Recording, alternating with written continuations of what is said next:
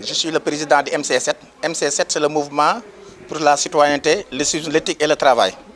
Oui. Est-ce que vous pouvez nous dire pourquoi vous avez organisé ce panel? Voilà, nous avons organisé le panel à l'intention de nos membres.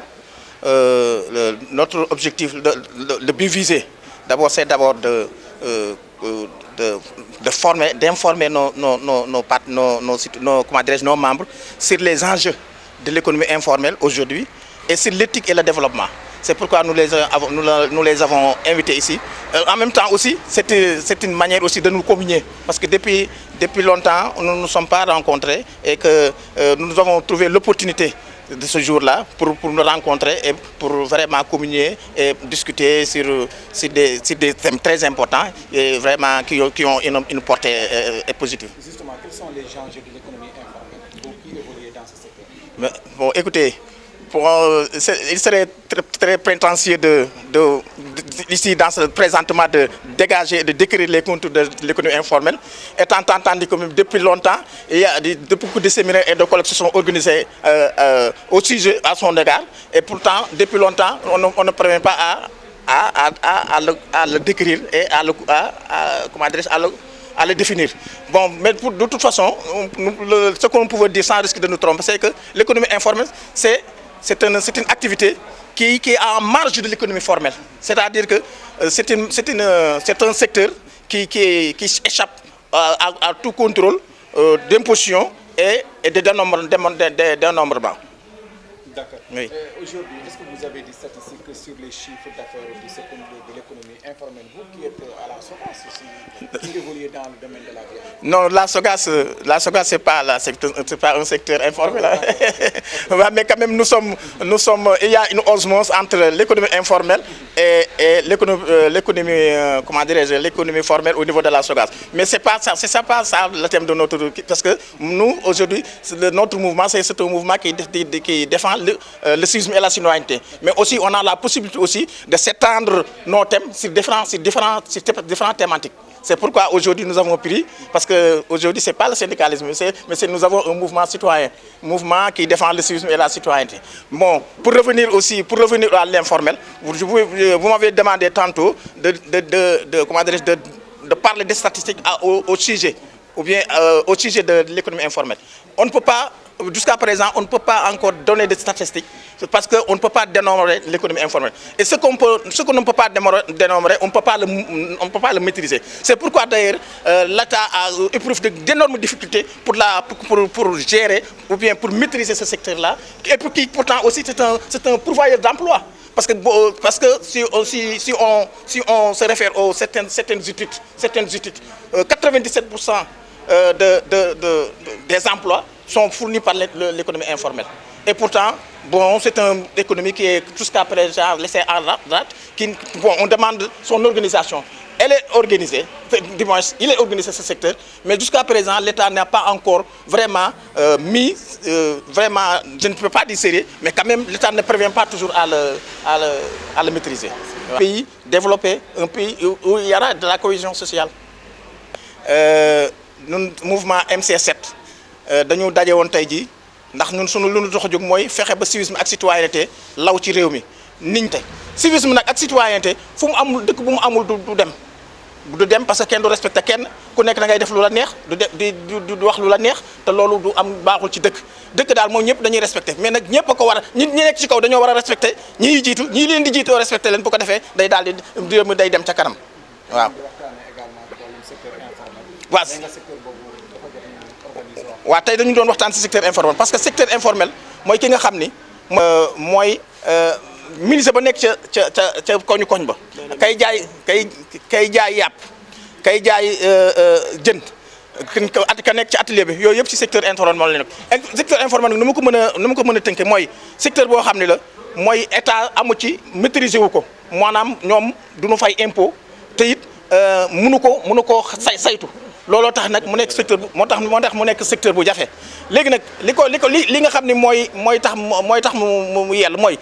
ñun état daa war a fekk secteur informel fa nu nekk parce que dañ naan organiser leen wala ñu formaliser leen non non organiser nañu ni ba pare formaliser bi est-ce que dina mën a nekk ndax am na ñoo xam ni formaliser ba day jafe waaye mën na nekk dose de formalité léegi nag pour secteur informel dem ci kanam il faut que état fekk leen fa ñu nekk xool ba xam ñoom ci li ñu nekk lan la ñoom am nañ ci lu ñu nekk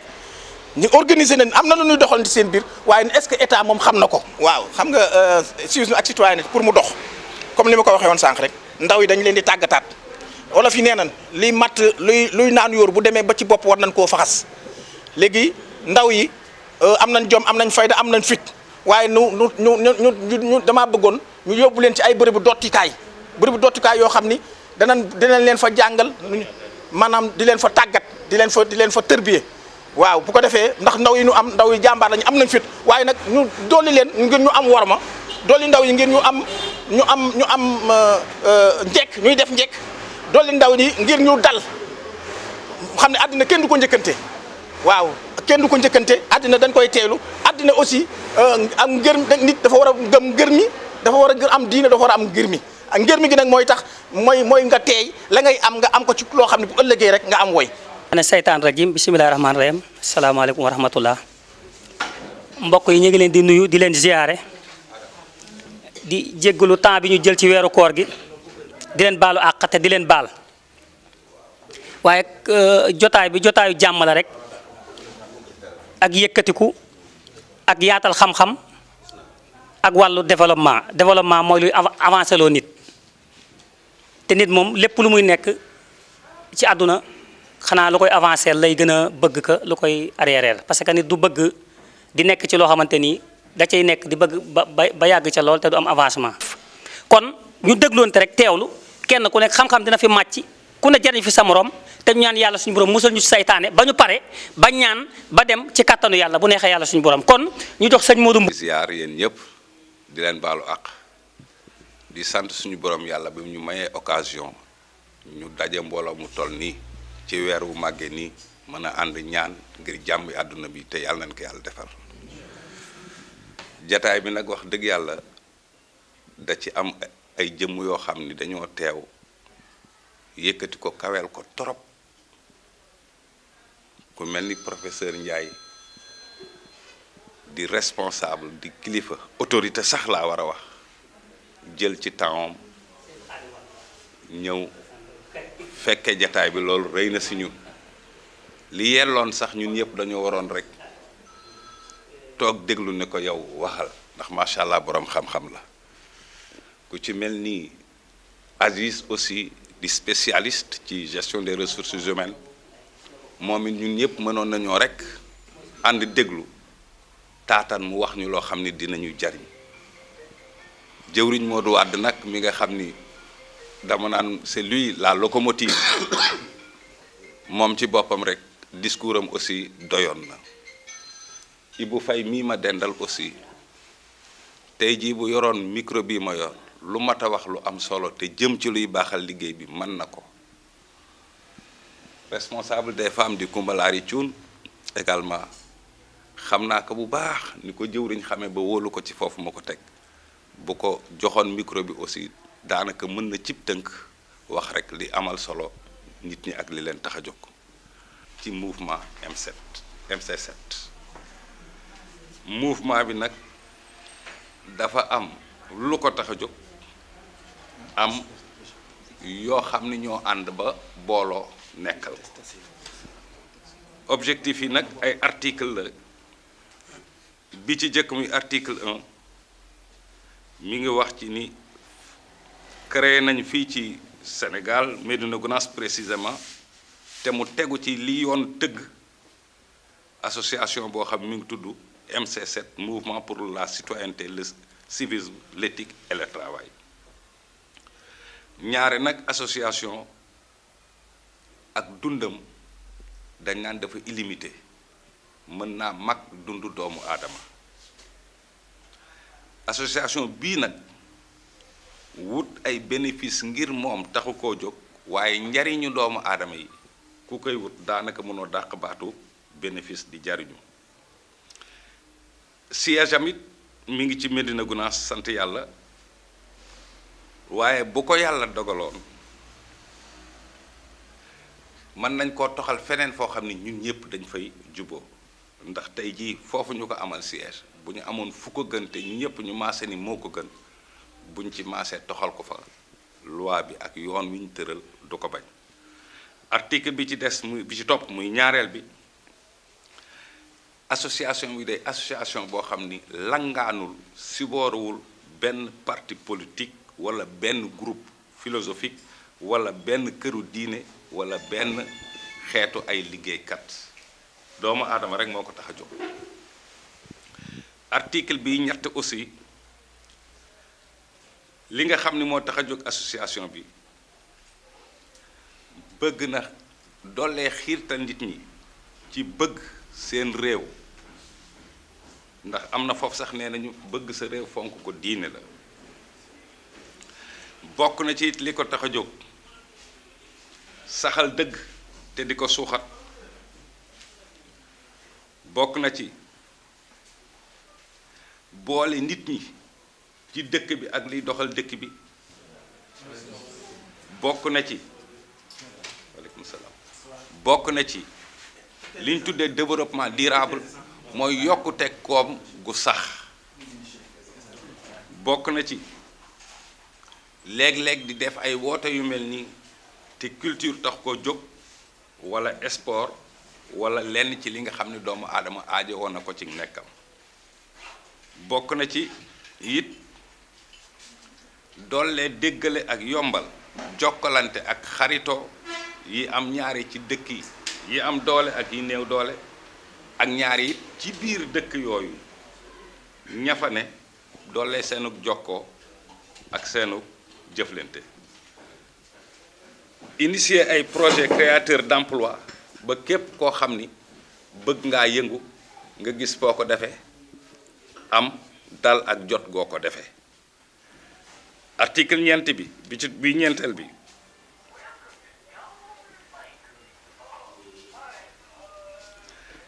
article boobu dafa tënk ne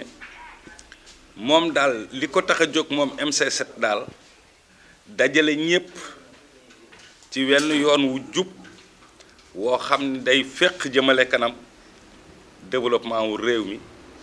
ak Afrique ak àdduna bi yépp.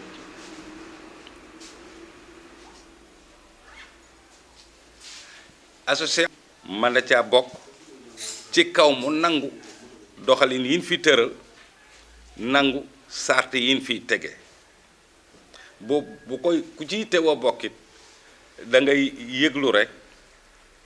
ci ki nga war a yëglu mu jaare la fi nga war a jaar nga bokk ci. article juróom-benn bi mi ngi wax ci ñi nga xam ne ñoom ñoo composé association bi. am na ay membres actifs am na ay membres d'honneur am na ay membres bienfaiteurs maanaam am na ñoo xam ne daa mel ni ñun ñii di ci yëngu di ci dox di dox naaj di dox guddi am ci ñoo xam ni seenu jot mayu leen ko waaye seen yéene may na leen ko seen yéene bëgg na ko ñuy yëngu même à distance ñu tudde leen membre d'honneur ñu cërale leen ko. am na ci ñoo xam ni ay tab lañu yoo xam ne rek dañ koo mënal njariñ yéene ko ko te naral ko ko. képp koo xam ni bokk nga ci ba yàgg nga démissionné ay la yéwén maa bokkoon bokkatuma kenn du ci xëccoo kenn du ci xeex. mën na it am ku bokk koo xam ne la koy génne du doon coobaree boppam comme démission waaye comportement am mooy waroo ak loi yi fi tëral assemblée bi daal di waxtaan maase segg ko ber ko génne ko loolu mooy article juróom-ñaar.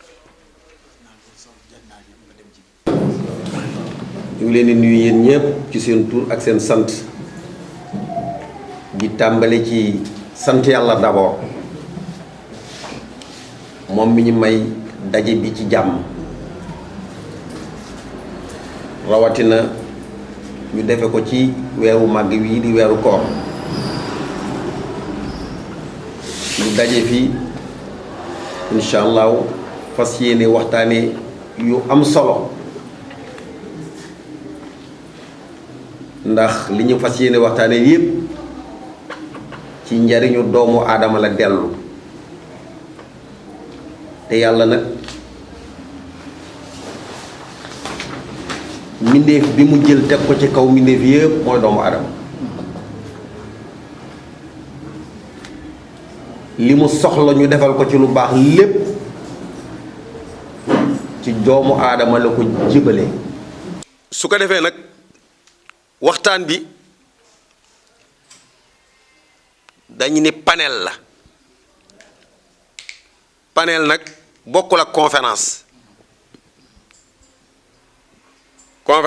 da ngay tànn benn boroom xam-xam jox ko benn thème mu mën ci waxtaan ñaari waxtu ñu koy déglu muy jàngale leen dégg ndax loolu moo ko maîtriser su paree ñu ubbi ñenn poser ay questions wala ay contribution affaire ba jeex bokkul ak format panel en général day am fond thématique ba nga xam ni dafay gàddu ay thèmes yu ndaw mais thèmes yooyu day dellu ci boobu fond thématique boobu noonu la ko président Wade defee mu jël thème mu éthique et développement ak thème mu économie informelle ak ya ca aju muy enjeux yeeg défis yi ak perspectives yi danañ ko leeral buñ ci eggee ñoom buñ ci eggsee danañ ko leeral benn bu ci nekk. thème bi nga xam ne Modou Wade tànn na ko mu jëm ci li ñu war a waxtaanee muy économie informelle enjeux défis et perspectives professeurs yi borom xam-xam yi dañuy wax ni booy tànn thème dafa am ñett yooyu làmboo tànn bi dafa am ñett yi mu war a wéeru yi mu war a obéir bi ci njëkk mooy dafa war a pertinent ndax nit ñi amul jotu tànn thème def recherche ba pare te amul pertinence dafa war a nekk d'intérêt de la communauté wala d'intérêt général dafa war a nekk loo xam ni suñ ko bindee mbaa ñu waxtaanee ko ñëpp jëriñu ci du ba kenn wala jë ci ëpp bokk jëriñu ci ba ca des dafa war a nekk thème boo xam ne également dafay nekk actualité du nekk lu weesu lool ba nga xam ni daanaka duñ ko fullaal dafay nekk loo xam ni su dee passé na aussi njeexitalam dana feeñ ci dundu ni jamono ji ñu nekk ndax soo nee passé na rek yem fa ci gàttal da ngaan kon histoire amul njariñ ah kay dafa am continuité ci par rapport ak li ñuy dund te thème bi mu wax nii mu tànn tey thème la boo xam ne ci àdduna bi fi ñu toll ci àdduna bi moo xam Sénégal la moo xam UEMOA la moo xam Union africaine la moo xam Banque mondiale la moo xam Organisation internationale du travail moo xam Nations Unies ñépp a ci sëgg te kenn siggeegul xam ngeen dégg li ma xam déet ñépp a ci sëgg te kenn siggeegul kon lu am solo la parce que Modou Wade tànn nag bokk ci thème yi mu war a waxtaanee fii ñu ubbi activités yi MC7 Modou ko am gis-gis la c'est un homme averti lu tax muy thème boo xam ni adduna bi yëpp ñu ngi focaliser wu di ko bàyyi xel wax naa ko sànq Nations Unies kuréel adduna bi yëpp fa ñu daje ñu ngi ci sëgg ñu ngi jël ay milliards di ko ci def ci ay formation ak ay recherche ak ay études ci thème économie informelle Organisation internationale du travail di ci liggéey ay ñaar fukki at Union africaine def ci plan Sénégal def ci programme kon loolu mooy signifier importance su thème bi ak pertinence bi mais ak aspect d'intérêt général bi mu am. thème bi nag bu ñu ko bëggee waxtaanee muy économie informelle dafay jaar leeral maanaam lépp loo xam ne da koy xam muy lu naqaree xam ndax borom xam yi d'accord guñ ci ba léegi dañ ciy bind rek 1970 ki ci njëkk a bind ki la ko génnee. ñu tuddee ko secteur informel di ci wax ñu ne mooy lan ñu ne mooy secteur bi nga xam ne dafa rëcc lépp luy taxe dafa rëcc lépp luy droit ñu ne loolu mooy secteur informel mais balaa ñu koy tudd di ko bind ci kayit moo ñu mag secteur informel moo mag mu ndax sax moog nit moog juddu doomu adama ñoo maase lu tax ndax nit bu juddoo da nga lekk da nga naan da nga def activité bu lay may lekk ak naan te jàngoon nañ ci histoire ne les premiers hommes vivaient de la chasse de la pêche et de la cueillette ay activités yu wér lañu yoo xam ni bañ koy def kenn formalisé wu ko woon ñuy dem ba jamono ñëw industrialisation am état am pouvoir am royaume am leen am dund ak jamono ñu commencé structurer muy évoluer kon formel bi ñuy wax ci informel la juddoo kon informel mooy ndayam bi ñu commencé bind nag 1970 la attiré attention nit kilifa yi ak chercheurs yi ñu commencé ci bind tudd ko secteur informel mu dem ba jamono ñu naan secteur non structuré maa ngi fàttaliku man bi may gën a nekk tout temps 82 président Abdou Diouf di ñu recevoir di ci waxtaan di wax le secteur non structuré le secteur agricole ñu jàpp terme yooyu ñu jëm ci les politiques les nouvelles politiques agricoles ak les nouvelles politiques industrielles les PNI parce que seetlu nañu réew yi amul industrialisation te réew bu amul industrialisation la ñuy dee ci informel ndax informel mooy moo nekkoon formel mooy société yi nga xam ne ñoo taxaw muy le secteur privé ak la fonction publique d'ailleurs sax bi ñu demee ba évoluer dañ tudd ni secteur informel wala secteur traditionnel ak secteur moderne ba jamono dox ñu naan secteur privé ak le secteur informel. nag lañ ne l'acteur est un acteur principal ñu ne acteur bi kon ci bokk ñu ne kon ñan la ñu ne kuréel gi activité bi kuréel gi ko ŋànk indépendant bi ci nekk ak ñi ci yëngu ñëpp ñoom kenn ku ci nekk na ngay doxale bu informel kon ñu tudd leen ay secteur informel da nga ñàkk du am droit amul comptabilité amul taxe ki ko yor amul àq ak yelleef bu mu ciy jël mooy droit bi ma wax amul lu ko tënk digganteem ak ki koy liggéeyal wala ki muy liggéeyal wala boog sax boppam lay liggéeyal indépendant lay doon loolu OIT am lu ñuy wax consensus universel consensus mondial ñu d'accord ni kon secteur informel mooy nit ki ci biir activité bi te amul lenn lu ko lié ak activité bi ak ki mu ko seqal activité ci boppam format yi amul fu ñu ko limité ak fu ñu ko yemale comme neex dugg ci loola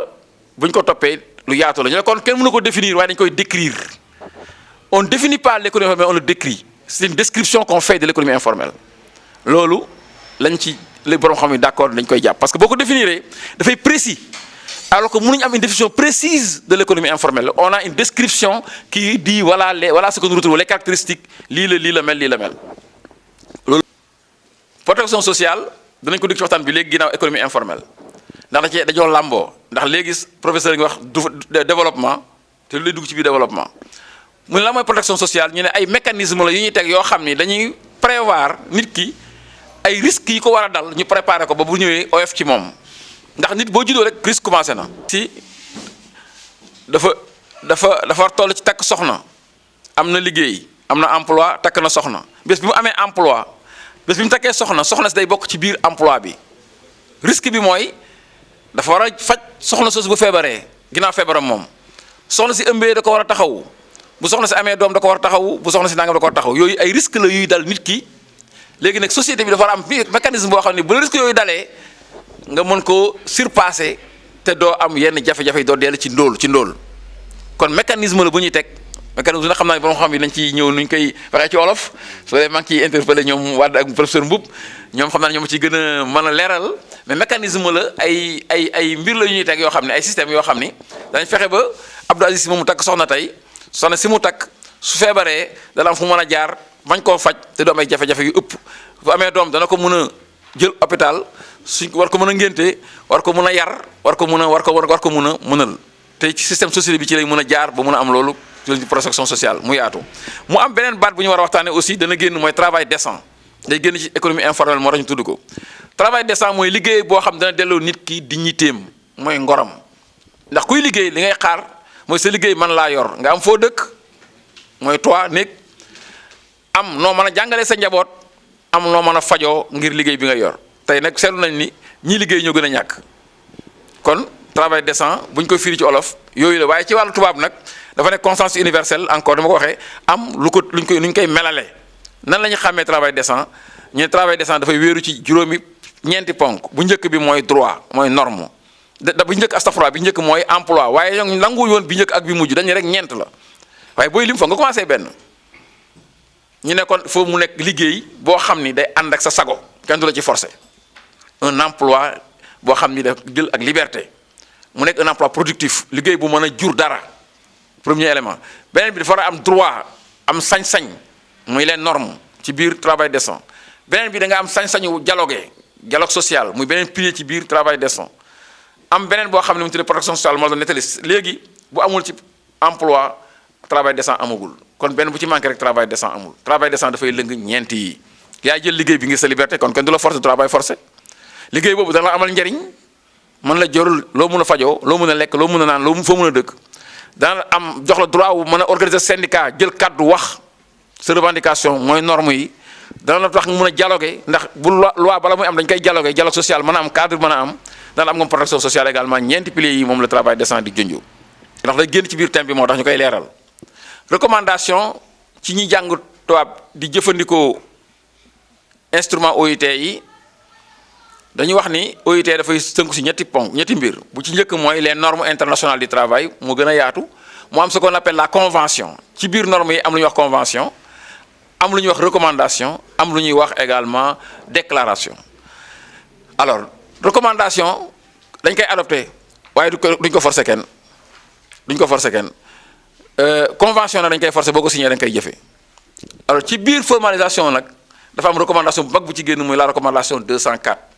pour wan leen importance su secteur informel kon yooyu ñooy termes yi nga xam ni mënuñ ko ñàkk a tudd ak formalisation mooy yoon bi ngay jaar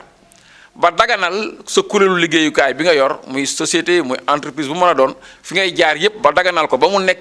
lu am këyit ñu xam ko ràññee ko te mu respecté lépp luy wàllu yoon loolu mooy formalisation ci niñ ko dëngee kon ñoo xool ne sànq économie informelle ñëpp a ngi ci sëgg lu tax ñu sëgg ci mooy bu ñu jëlee statistiques yi nga xam ni organisation internationale du travail joxe na ko nee na 2 milliards 500 ñaari milliards ak genn wàll nee na ci ay nit ñu ngi liggéey ci àdduna bi secteur informel xam nga lu bëri na de secteur informel jaaykatu caaf ci la bokk wuude bi ci la bokk boucher bi ci la bokk sàmm bi ci la bokk baykat bi ci la bokk tëgg bi nga xam ne wurus lay tëgg ci la bokk tëgg bi tëgg weñ ci la bokk donc ñeew ñu bëri métier ñu bëri ñuy gis fi yëpp yi ëpp secteur informel lañu bokk boo ñëwee ci Asie de l'Est et du Sud-Est ginnaaw la Chine bokku ci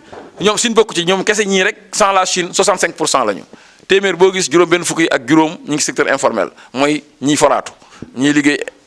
te amuñ relation de travail amuñ droit de travail amuñ protection sociale defuñ ci yooyu yëpp dara dañuy liggéey rek xëy wàcc ñibbi seen kër. Mon nom c'est Ibrahima Ndiaye, je suis enseignant de formation, professeur d'anglais précisément. J'étais de 2009 à 2014 le maire de Ndiarème Limamoulaye. Voilà.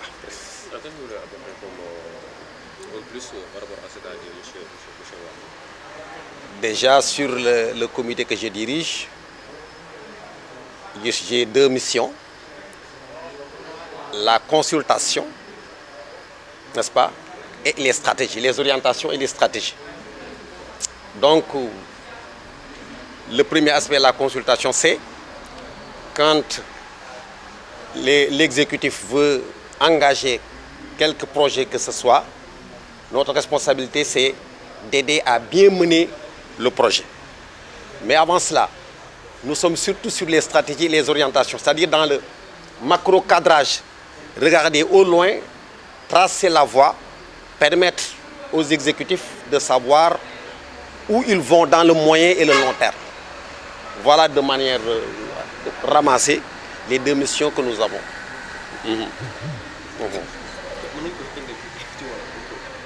waaw